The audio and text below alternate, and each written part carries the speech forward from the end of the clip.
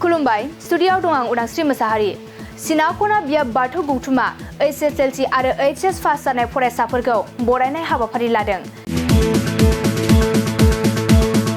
दिनैनि फरायसायानो गाबोननि दैदेनगिरि आरो फरायसाजोंनो जों समाजजों लोगोसे हारिखौ आरो धोरोमखौ दैदेनलांनो हानाय बायदि गोग्गो सुबुं सम्पद दानानै लानो हायो।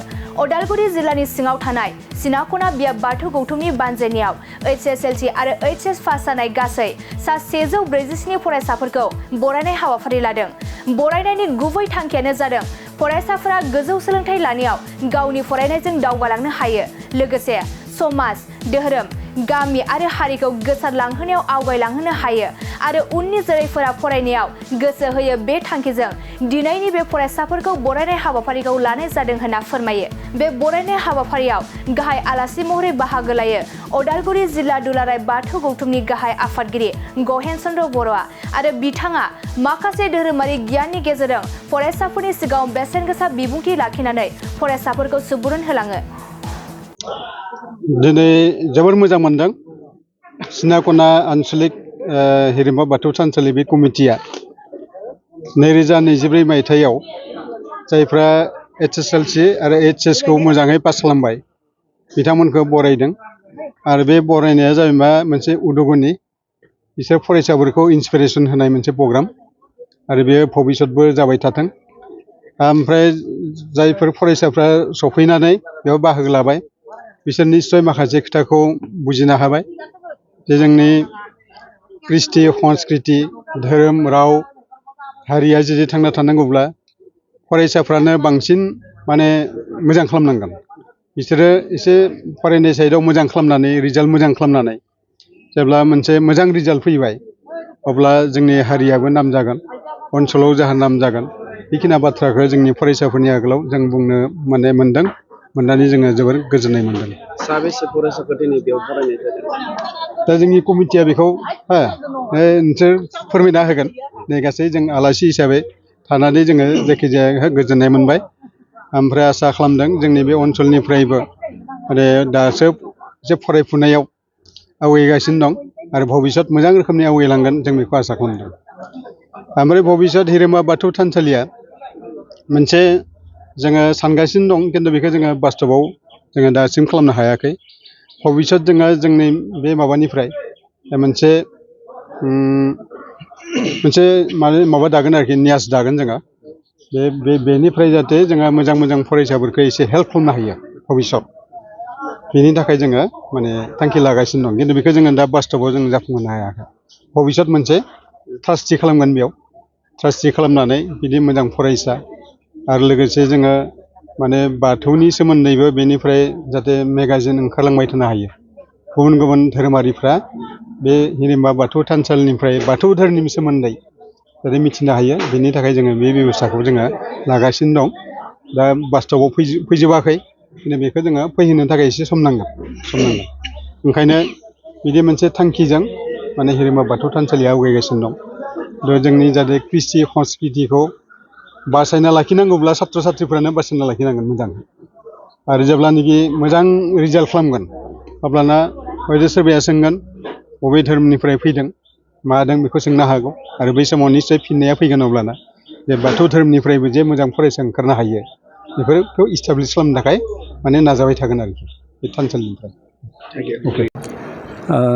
गिबियावनो नोंथांमोननो बयनोबो आङो निउस मिडियानो साबायखर बावदों आरो दुलाराय बाथौ गौथुमनि बे सिनाखना बियाबनि आफादगिरिजों लोगोसे आंजों फैफानो हानाय जोंनिनो बोसोनगिरि आरो सुबुरन आफादनि आफादगिरि लोगो नेहाथारि मानिनां बिथांमोनखौ आं साबायखर बावदों।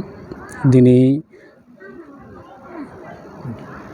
नैबे सिनाखना बियाब दुलाराय बाथौ गौथुमनि बे गोथार थानसालियाव मेट्रिक आनजादाव उथ्रिनाय आरो हायार सेकेन्डारि आनजादाव उथ्रिनाय 140 फरायसाफोरखौ दिनै बरायदों आरो बे बरायनाय हाबाफारियाव आंबो आलासि महरै बाहागो लानानै जोबोद गोजोननाय मोनदों।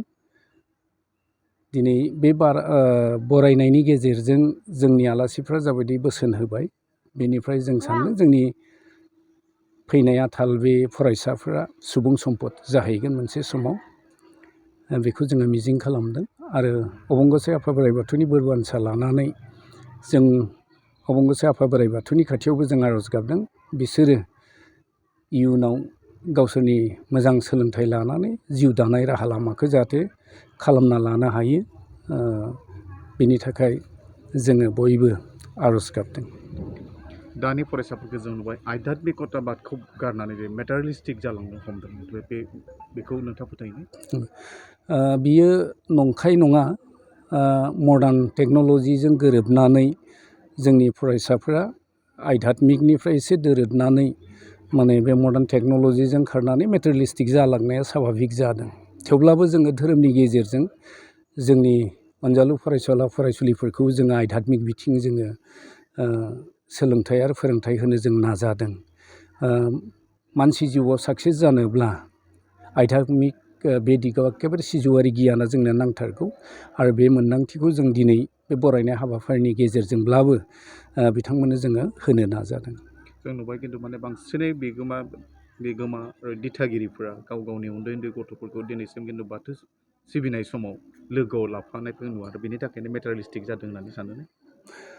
बियो नंगौ। जोंनि गारजेन बिथांमोना बिमा बिफा बिथांमोना जोंनि अनजालु फरायसुला फरायसुलिफोरखौ उन्दै समनिफ्राय थानसालियाव लाबोजोबनो हायाखै। माखासे फैयो खिन्थु गासैबो फैजोबनो हायाखै। दा उन्दै समनिफ्रायनो जेब्ला थानसालियाव फैगोन बिसोरो सिजौआरि गियान बिथिंखौ बिसोरो मोननो हागोन आरो बयजोंबो गोरोबनानै सोलिनो हानाय गावखौ नियन्त्रन खालामनानै गावखौ दैदेननो हानाय बेफोर गुनखौ बिसोरो आरजिनो हागोन। दा बे दिगाव जोंनि फरायसाफोरा जुदिब्ला बिसोरो मडार्न टेक्न'लजिजों गोरोबनानै मेटारियेलिस्टिक जादोंब्लाबो जों जेसेबां हायो लाइमोनफोरनि गेजेराव लाइमोन शिबिर बा बिदिहै जोंनि बोसोरारि जथुम्मा गुबुन गुबुन सावरायमा जथुम्मानि गेजेरजों जोङो धोरोमारि बिथिंनि आध्यात्मिक बेखौ जोङो होनो नाजादों आरो जथेस्थ' जों मोननांदों आखल आखु दानायाव बाथौ धोरोमनि जोंनि फरायसाफ्रा अनजालु फरायसुला फरायसुलिफ्रा दासान्दि माने मोजाङै मोजां बिदि बिथिङाव आवगायलांदों होननानै जोङो मोनदांदों। बे बरायजानाय फरायसाफोरनि थाखाय जोंनि बे उइसआ जाबाय जों बाथौ धोरोमनि फारसेनिफ्राय बिथांमोननि जिउआ जाहाथे अराय गोजों जाथों आरो गावनि जिउ दानाय राहा लामायाव बिसोरो आवगायनानै मोजाङै सोलिलांनो हाथों आरो बर' माहारिखौ बे मुलुग संसाराव हारि हिसाबै गायसननायाव सुबुं सम्पद हिसाबै खामानि मावनो हाथों बेखौनो जोङो उइस खालामदों। दिनै रबिबार सानाव हिरिम्बा बाथौ थानसालियाव मेट्रिक आनजाद आरो हायार सेकेन्डारि आनजादखौ उथ्रिलांनाय गथ'फोरखौ बरायनाय हाबाफारि जादों। बे बरायनाय हाबाफारियावनो आंनि गथ'आबो बरायजानो सुबिदा मोन्दों। आंनि गथ'आ सुजुखां बर' गामिनि सिनाखना 80% लादों गांबा लेटार। बेखौ आंनि गोसो गोरबोनिफ्राय बे बरायनाय हान्जाखौ आंनि गोसो गोरबोनिफ्राय रोजा रोजा साबायखर बावहरदों। दिनै सिनाखना बियाब बाथौ महासभाया 2024 मायथाइनि हायार सेकेन्डारि फाइनेल आरो मेट्रिक फाइनेल होनाय बे फरायसुला फरायसुलिमोनखौ जोङो बरायदों।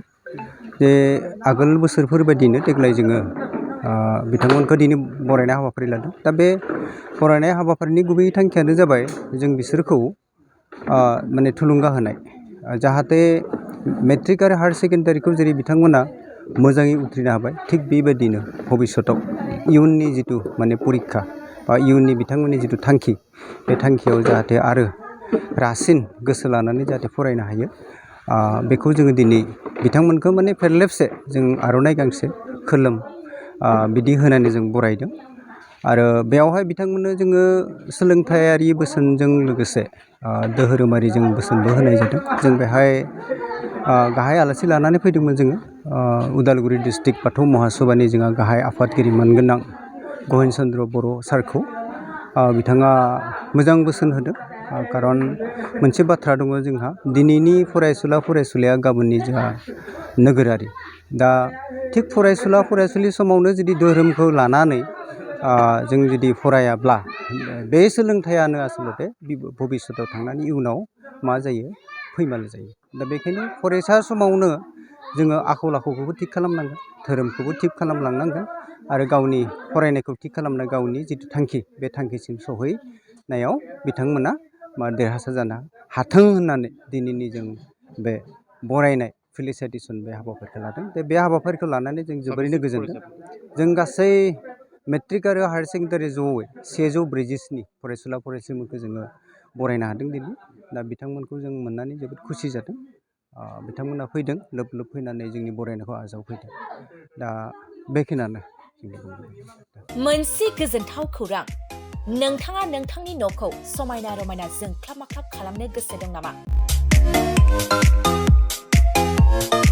थारैनो नोंथाङा नोंथांनि न'खौ समायना रमायना साजायनो गोसो दंब्ला नोंथांमोननि थाखाय बिजनेस बेन्स प्रडाक्ट्स कम्पानिया गोजोनथाव खौरां लानानै फैदों।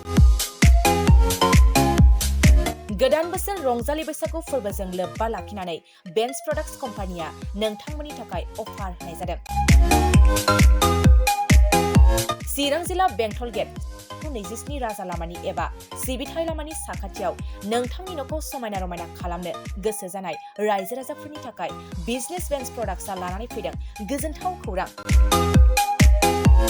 पलिग्रेनाइट, WPC एबा PVC, wooden flooring, wallpaper, steel roofing, soffit ceiling बायदि गाबनि न' साजायग्रा खम बेसेनावनो नोंथांमोना बायनानै लांफैनो हागोन। बेनि अनगायैबो नोंथाङा गोबां बाथ्रा मिथिनो थाखाय नैबे 8474015053 जानबुं नम्बरनि गेजेरजों नोंथाङा फन खालामनानै मिथिनो हागोन।